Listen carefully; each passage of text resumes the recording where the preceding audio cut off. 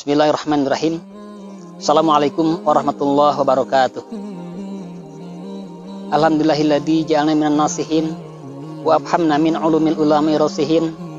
Wassalatu wassalamu ala man sahha dinahu ajjanal kifarata wassalihin. Amma ba'du. Masyarakat muslimin yang dirahmati Allah Subhanahu wa taala.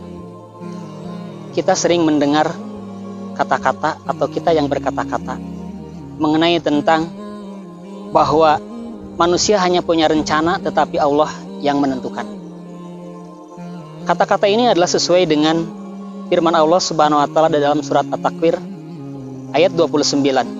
Allah berfirman, A'udzubillahi minasyaitonir rajim. Bismillahirrahmanirrahim. Wa ma tasya'una illa ayyasha Allahu rabbul alamin. Dan kamu tidak dapat menghendaki atau menempuh jalan itu sendiri kecuali apabila dikehendaki Allah, Tuhan semesta alam. Ayat ini menggambarkan bahwa kita tidak akan pernah bisa menempuh jalan itu sendiri kecuali Allah lah yang menggerakkan. Allah lah yang mengatur kita. Hadis Rasulullah SAW yang diriwayatkan oleh Imam Muslim, Rasulullah bersabda, Kataballahu maqadirul khalaiq qabla yakhluqas samawati wal ard bi khamsina alfasannah. Allah telah menuliskan takdir para makhluk 50.000 tahun yang lalu sebelum Allah Subhanahu wa taala menciptakan langit dan bumi.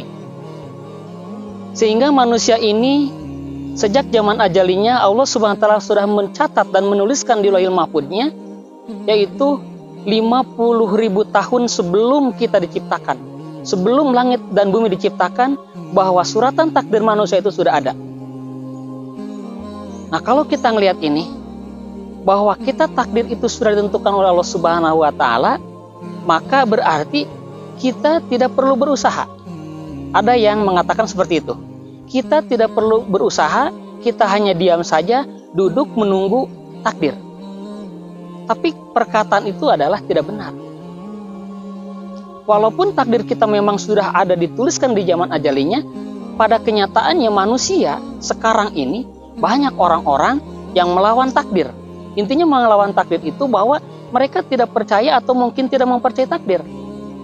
Karena ada orang-orang yang memang sudah ditakdirkannya seperti itu, mereka tetap memiliki keinginan yang keras, memiliki cita-cita yang tinggi, memiliki semangat yang tinggi, sehingga semua manusia pasti menginginkan hidupnya bahagia, menginginkan hidupnya sukses, menginginkan kaya, memiliki harta yang melimpah ruah. Itu adalah keinginan manusia. Apakah itu keinginan itu bisa direalisasikan? Boleh-boleh saja. Karena setiap manusia itu pasti memiliki keinginan. Dan keinginan manusia ini adalah sebuah nafsu manusia. Karena kalau tidak adanya nafsu, maka manusia tidak akan memiliki sebuah keinginan.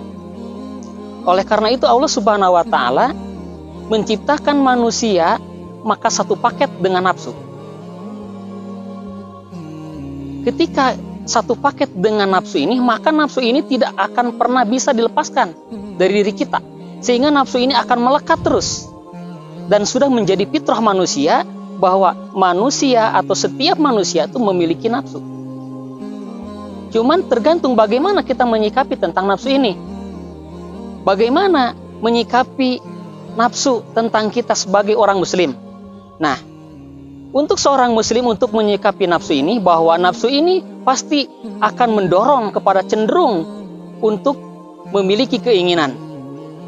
Ingin mewah, ingin kaya, ingin punya jabatan yang tinggi setinggi-tingginya. Itu adalah keinginan, itu adalah hasil dari nafsu. Orang muslim apakah boleh memiliki nafsu? Nafsu itu justru bagi muslim harus dipelihara, harus dirawat, harus benar-benar dijaga.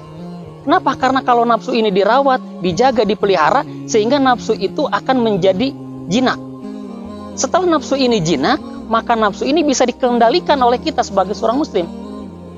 Kita memiliki keinginan yang tinggi, memiliki cita-cita yang tinggi, ingin memiliki menjadi orang yang sukses, ingin menjadi orang yang kaya raya, memiliki harta yang mewah, harta yang banyak, itu silahkan. Tetapi dengan cara mencarinya dengan jalan yang halal.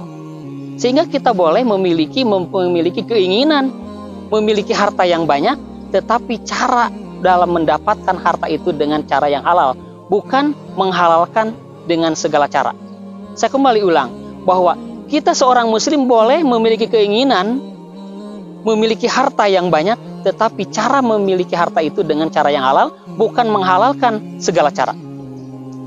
Dan boleh juga seorang muslim itu memiliki keinginan, memiliki jabatan yang tinggi setinggi-tingginya, boleh dengan cara yang baik, dengan cara yang ma'ruf.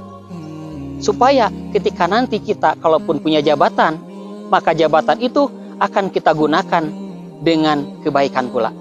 Itulah pentingnya kita untuk memiliki nafsu. Maka kalau kita tidak punya nafsu, kita tidak akan bisa hidup. Kita buat apa hidup ini? Hidup ini juga akan sepi.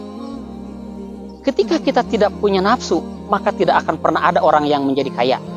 Ketika tidak ada nafsu, maka tidak akan pernah di dunia ini menjadi ada orang-orang yang sukses.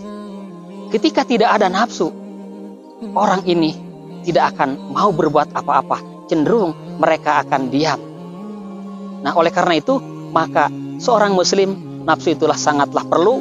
Janganlah kita buang, janganlah kita hindari, janganlah kita hapuskan atau jangan kita bunuh nafsu ini, tetapi nafsu ini harus kita pelihara, harus jaga supaya nafsu ini menjadi nafsu yang jinak, asalnya nafsu yang negatif menjadi nafsu yang positif. Dan dengan nafsu positif, maka kita akan semangat membangun ini dengan kebaikan. Maka oleh karena itu, marilah kita berlomba-lomba dengan kebaikan, fastabiqul khairat. Dan itulah diperintahkan oleh Allah Subhanahu wa taala, karena dengan berlomba-lomba dan kebaikan itu tentunya adalah kita membutuhkan nafsu. Sehingga hidup ini adalah butuh nafsu. Namun tergantung bagaimana kita menyikapi nafsunya, yaitu bagi orang muslim menyikapi nafsu ini, kendalikanlah nafsu ini, pelihara nafsu ini, sehingga nafsu ini menjadi nafsu yang jinak, sehingga kita bisa dikendalikan, sehingga nafsu yang tadinya negatif menjadi nafsu yang positif. Mungkin itu yang bisa saya sampaikan, mudah-mudahan bisa bermanfaat. Sekian, terima kasih. Billahi taufiq. Assalamualaikum warahmatullahi wabarakatuh.